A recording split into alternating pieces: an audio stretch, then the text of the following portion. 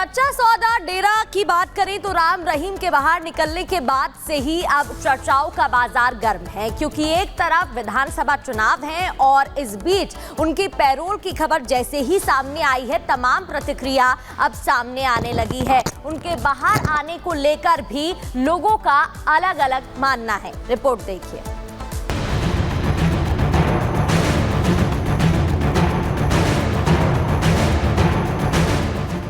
हरियाणा में जैसे जैसे वोटिंग की तारीख नजदीक आ रही है, सियासी पारा चढ़ता जा रहा है। एक दूसरे पर वार पलटवार भी हो रहे हैं। इसी बीच चुनाव आयोग ने डेरा सच्चा सौदा प्रमुख राम रहीम की पैरोल को मंजूरी दे दी है।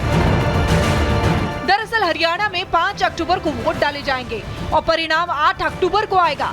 राम रहीम की पैरोल को चुनाव से जोड़कर देखा जा रहा है। बताया ये भी जाता है कि डेरा सच्चा सौदा प्रमुख राम रहीम का हरियाणा की 36 सीटों पर असर है। यही वजह है कि चुनाव के बीच राम रहीम की पैरोल की मंजूरी पर सवाल खड़े हो रहे हैं।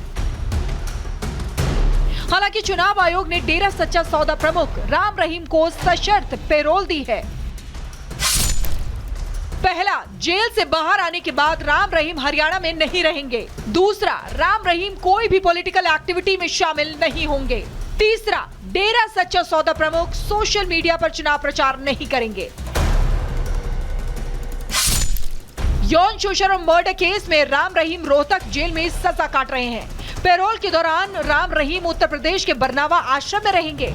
चुनाव आयोग के सूत्रों के मुताबिक हरियाणा सरकार से कहा गया है कि अगर राम रहीम आचार संहिता या शर्तों का उल्लंघन करते हैं तो उनकी पैरोल तुरंत कैंसिल कर दी जाएगी। यौन शोषण और मर्डर केस में डेरा सच्चा सौदा प्रमुख राम रहीम 20 साल की सजा काट रहे हैं। हाल ही में राम रहीम ने सरकार से इमरजेंसी पैरोल मांगी थी। इससे पहले राम रहीम अगस्त में 21 दिन की फरलो पर बाहर आए थे। Bureau report, Republic Bharat. और आइए अब आपको बताते हैं, दरअसल ये पूरा का पूरा वोट का चक्कर है। कैसे चक्कर है ये समझाते हैं। क्योंकि फरवरी 2022 21 दिन की पैरोल पर राम रहीम बाहर आए थे, तब पंजाब विधानसभा चुनाव था। हरियाणा निकाय चुनाव में किस तरह से पैरोल मिली थी?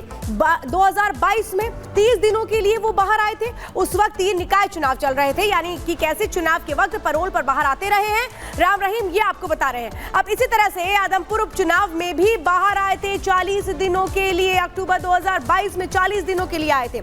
यही सिलसिला हरियाणा पंचायत चुनाव में भी देखने को मिला था, जब जुलाई 2023 में 30 दिन की पैरोल पर बाहर आए थे राम रहीम। राजस्थान विधानसभा चुनावों में भी यही पैंतरा आजमाया गया था। नवंबर 2023 में 29 दिनों की पैरोल पर बाहर आए थे।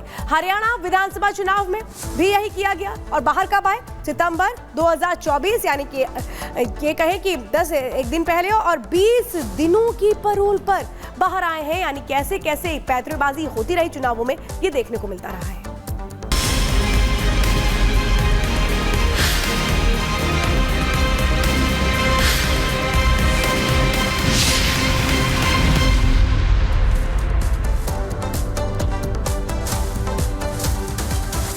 और अब बात उत्तर प्रदेश की करेंगे। यूपी सरकार ने प्रदेश के सभी 90 विभागों में काम करने वाले कर्मचारियों से अपनी संपत्ति डिटेल अपलोड करने का आदेश दिया था। कई बार डेडलाइन बढ़ाई गई, इसके बावजूद भी 40,000 कर्मचारियों ने अभी तक डिटेल अपलोड नहीं की है और अब उनकी सितंबर महीने की सैलरी रोक ली गई है। देखिए इस रिपोर्ट में।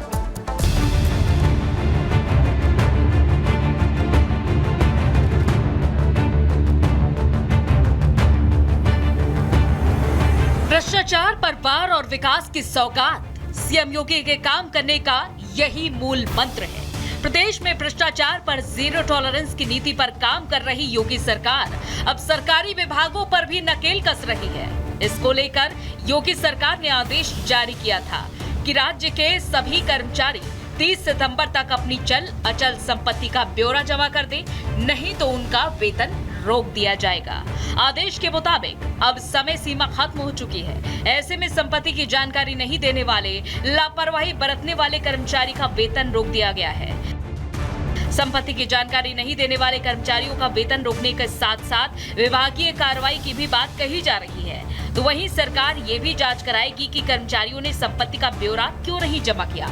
जानकारी के मुताबिक राज्य के करीब 40,000 कर्मचारियों ने अपनी संपत्ति की जानकारी पोर्टल पर साझा नहीं की और वेतन रुकने से उनकी दिवाली फीकी हो सकती है। कर्मचारियों को संपत्ति का ब्यौरा देने के लिए पर्याप्त समय दिया गया था। अगस्त में इसकी मियाद भी बढ़ाई गई थी। बावजूद इसके 40,000 कर्मचारियों ने अपनी संपत्ति का ब्यौरा नहीं दिया। आंकड़ों के मुताबिक प्रदेश में 8,27,583 राज्य कर्मचारी हैं। इनमें से 95% यानी कि 7,88,506 कर्मियों ने अपनी संपत्ति का ब्यौरा दे दिया है। वेतन रुकने के बाद कर्मचारियों का अगला कदम क्या होगा, इस पर सभी की नजरें टिकी हैं। Bureau report, Republic Bharat. और अब बात करेंगे मुख्यमंत्री योगी आदित्यनाथ की डबल अटैक की।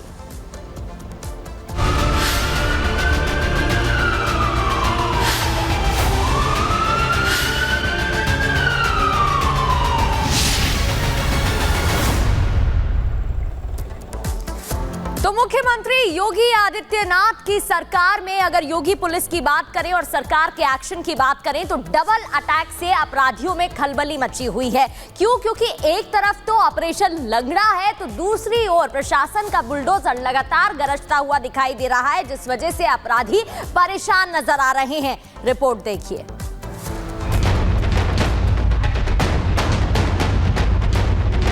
एक एक करके माफिया कहां चले गए ये भी आप सब जान रहे हैं।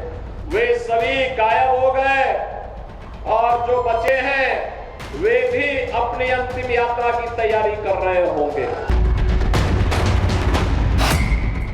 यूपी के सीएम योगी आदित्यनाथ का मैसेज तगड़ा। बदमाश अपराध छोड़ दें, नहीं तो होगा ऑपरेशन लंगड़ा। ये ऑपरेशन लंगड़ा अपराधियों के खिलाफ है और इस ऑपरेशन लंगड़ा में या तो अपराधी लंगड़ाते हुए जेल की सलाखों के पीछे जाता है और अगर पुलिस टीम पर हमला करने की कोशिश करता है तो सीधे उसके ऊपर की टिकट कटती है। यूपी में देर रात पुलिस ने ऑपरेशन लंगड़ा चलाया तो बदमाशों की शामत आ गई। केस नंबर 1, जगह झांसी। झांसी के डिकोली गांव में देर रात जब पुलिस ने बदमाश का पीछा किया और उसे सरेंडर करने को कहा तो बदमाश ने सबसे बड़ी गलती कर दी। गलती योगीराज में पुलिस पर फायरिंग करने की।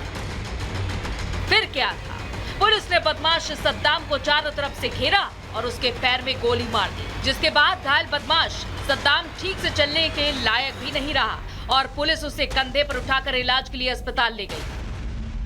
वो बदमाश सामने से आता हुआ दिखाई पड़ा, इसका पीछा किया गया तो इसने भागते हुए पुलिस के ऊपर फायर किया।